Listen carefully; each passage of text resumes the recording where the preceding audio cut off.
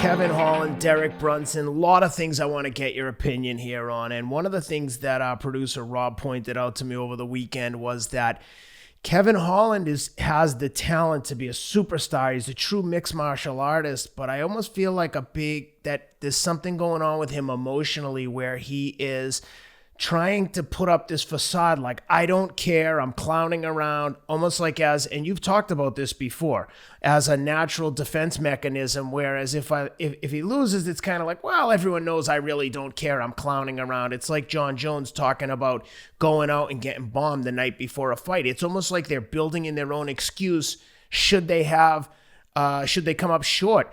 But the thing that is perturbing about Kevin Holland is that he's so talented. If he would drop the shenanigans and focus on fighting, I think that this was a fight he could have won. He was probably the better mixed martial artist in my eyes, but Derek Brunson was so good at wrestling and so focused on what he had to do, he'd just get him down, take him down, and out wrestle him. But everywhere else, I think Kevin probably had an advantage. And anyway, that's a lot, but I wanted to get your opinion on a few different topics there because I think there was a lot going on here with Kevin clowning around in the ring and talking to people outside of the ring. I mean, at some point you're like, dude, you're losing the fight. Cut the crap and focus on your business. Yeah, I mean, to the point that you touched on at the very beginning of that, I put a tweet up. I mean, Rob maybe put it up, but I put a tweet up on that. It was one of my longer tweets, so it's probably more easily seen on Instagram than it is on the Twitter universe, but it was a little longer than most of them because it needed to be longer to explain what I was talking about with what you just touched on with the mental side and a possible explanation for and there being an explanation for a guy behaving that way other than just looking to market himself and looking to also annoy a guy, get under his skin. Ali did it. So I'll break it all down. I'll start with, I joke with myself. I was saying I thought only Ali talked during a fight, and then I saw him. He took it to another level. Holland. First of all, I like the kid. I think he's not a mean-spirited kid. I think from the little bit I know of him and saw of him, he's got a nice demeanor. He's a respectful kid. He's very talented, smart, articulate.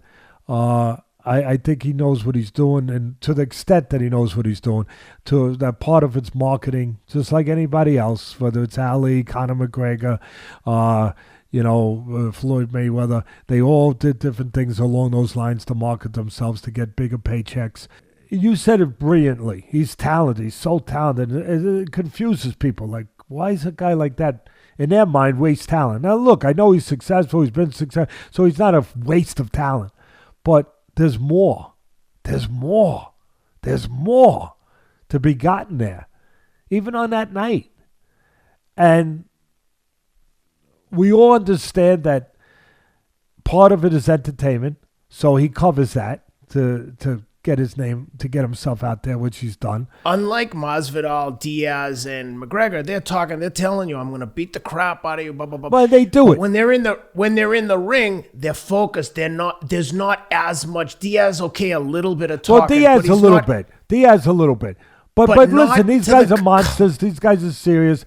These guys get the job done. You're right. Right, but not to the extent that Kevin is clowning around in the corner. He's not listening to his coach. He's talking to Khabib. And like you said, I love Kevin Holland. I think he's a great guy. And if I were in his corner, I'd say, listen, I get it. All that stuff is great, but cut the crap. But it's more to it. Fight. But Ken, yeah. So you're looking at it, and you're right. You're an intelligent guy. You're a fan.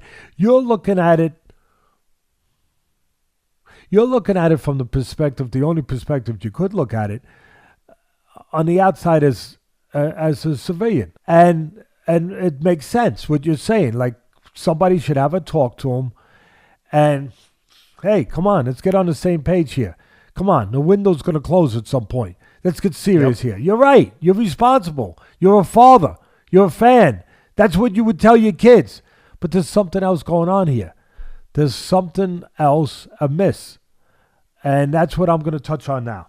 That I feel, that's what I wanted to hear from you, because I know you have a thought on this. Yeah, if I'm right, he didn't get it done to the level he needed to on Saturday night. And then again, If that's going to be a part of your game, then you can't allow it to dominate your game.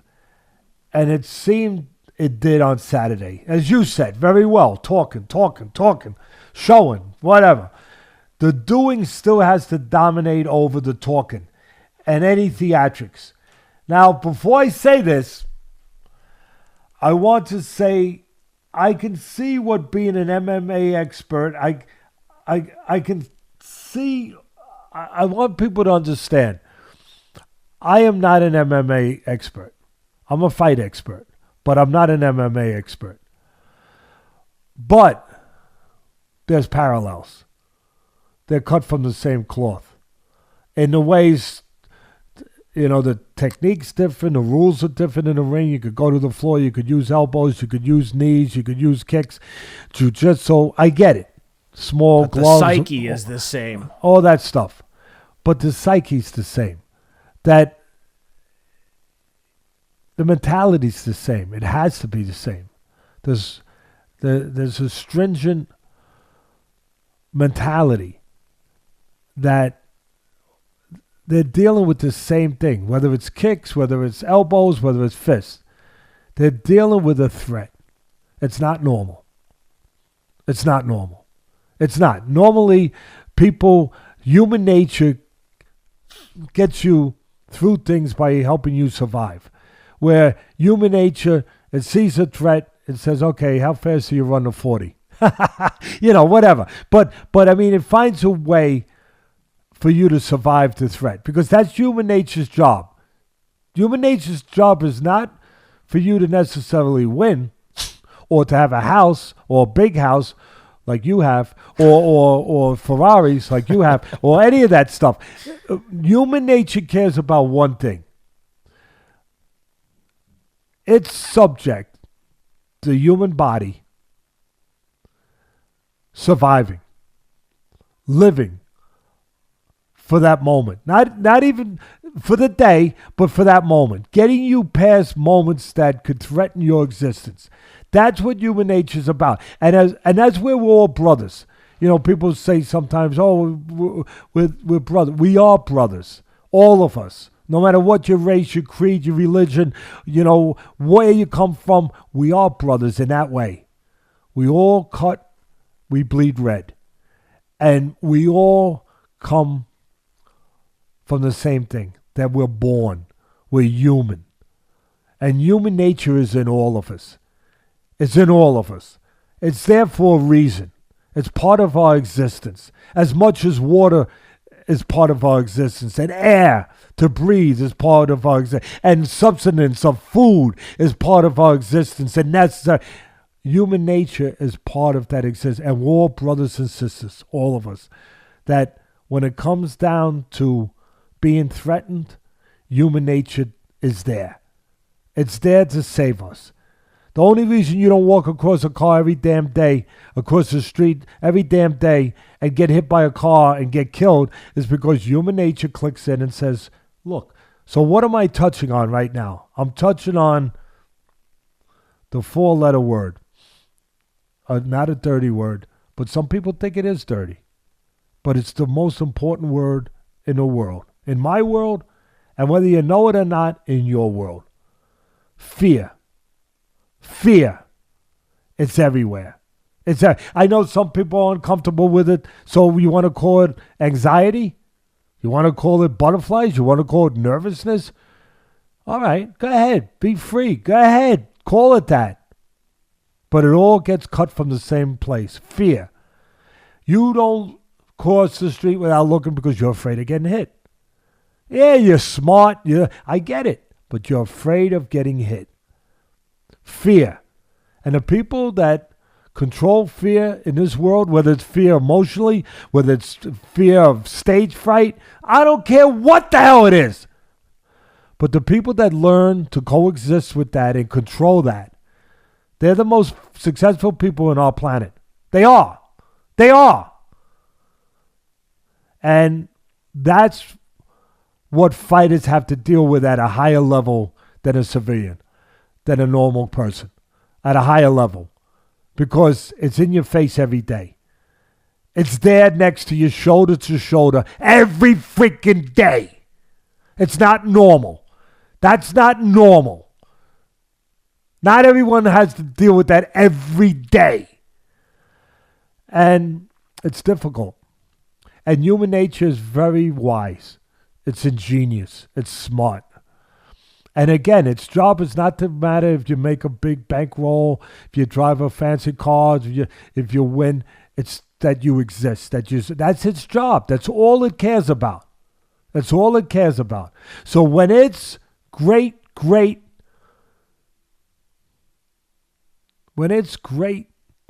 invention called the human being, this great miracle, is being threatened, human nature clicks on. It clicks on, goes to work. And it does what it has to do to survive you, physically and emotionally. Because we don't only get hurt physically in the world, we get hurt emotionally. Sometimes more emotionally than physically. Yeah. So you have a situation where you're about to face something.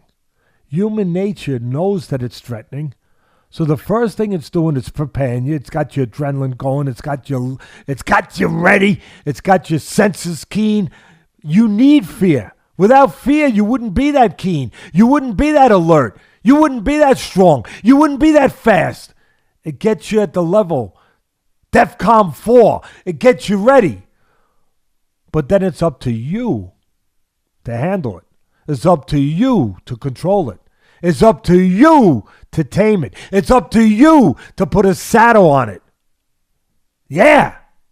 Yeah, baby. Otherwise, it just completely overtakes you. Fear, like Customato, my great mentor used to say, it's like fire. If it's controlled, it cooks for you. It heats your house. It does everything. If it's not controlled, it burns you up and everything around you. It consumes you. One or the other. But it has to be understood. It has to be controlled. My theory is this, Ken. That with all that pressure that fighters face, with the dealing with the fear, and I know that Mr. Holland's a brave son of a gun. He is. He's braver than 99% of the people walking around. Who's going to get into an octagon? Very few people. Very few people. So he's all that. He's all of that. All of that. But he's human. He's human. And as humans, we have our frailties. We have our doubts. We have our spots that are there. And we have to deal with it. And here's a guy that just because a guy is a fighter, just because a guy is physically equipped as he is, and physically talented as he is, doesn't mean that he doesn't have these doubts. And human nature has an answer for you. It does. It does subconsciously, okay, but it does. Where you have doubts, you're not sure of yourself as much as you. So you compensate, you talk, and you act like nothing bothers you, and you do the macho stuff, and you do. And listen, it's smart, it's his temperament, it's his personality. I get it. I'm with you. It's marketing, it's all that. I get it. But it's also his way of dealing with, it's his personality, his way, like Ali did, of dealing with the doubts, of keeping the dog at bay from getting through the door. Because that dog of doubt is trying to get through the door. And you're trying to keep him at bay. You're trying to keep the door closed. So here you are. You're acting nonchalant. You're doing all this stuff, right? The bravado, the whole thing, And we just see the showman. But there's something missing. The part that's missing is he's not doing the action part. Ali did it, but he did the action part. He had control over it. This kid has not gone at that part. So my explanation, and I've seen it with fighters, I've been down this road, this is not new to me, is that when he's facing all these things, it's not the physical danger and fear, it's the emotional danger and fear. That if he's not that good, if he's not good enough, if he doesn't win, people can hurt him. They can hurt him more than the fighters with the kicks and with the bare fist knuckles almost and with the elbows. They can hurt him emotionally by saying, you're not good. You're not good enough. You're a failure. You're not at that level. So human nature steps in and gives them the perfect setup. The perfect out. The perfect out. Says, if you act like you don't care, people can't hurt you if you lose. So now if you lose a fight, it wasn't because you weren't good enough. It was because he didn't care. He didn't care. If he cared, the assumption is he would have won. He could have beat that guy if he cared about it. If he wanted to, he could have. But he don't care. I had a fighter. I'm not going to get into it. Most people probably understand it. But a great fighter, a fighter that I love. And he was a great fighter. And I've seen other fighters. He wasn't the only one. This is not a solo universe here, guys. There's plenty of room. There's plenty of people in that room. Believe me, it can get crowded. A lot more than you think. A lot more than you think. But he's a guy that I love to this day. And sometimes he wouldn't train. Sometimes he would outwardly do as you talked about with John Jones, where he would outwardly go out and party, where everyone would see it. And people would say, oh, he don't care. And a lot of people thought, oh, he's lazy. No, he's not lazy. Human nature is brilliant. It was his way of protecting himself. That if I act like I don't care, if I act like I didn't prepare right, if I lose, people will say he only lost because it didn't matter enough to him. And you can live with that. You can live with that. I know it sounds crazy, but that, in a way, that's a win. Now, people just heard me say that, Teddy, are you out of your mind? No, because if that's what you're trying to do, to save yourself, to protect yourself from being hurt, from failing, you just won. You just won because you found a way to do it.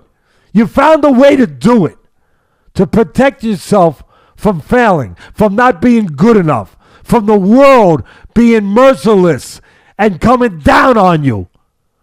And that's where I think I would start. If I was involved with this kid, and I think he's a good kid. I really do. I like what I saw. I would start with that. I would say, and it's deep, but it's not as deep as you think it is. It's really not. It's just that people are not used to hearing this. And I know our audience out there, and I love them. They're hearing something they probably haven't heard before. But I guarantee you a lot of them are thinking right now. Thinking in their own little thing where these things have occurred to them.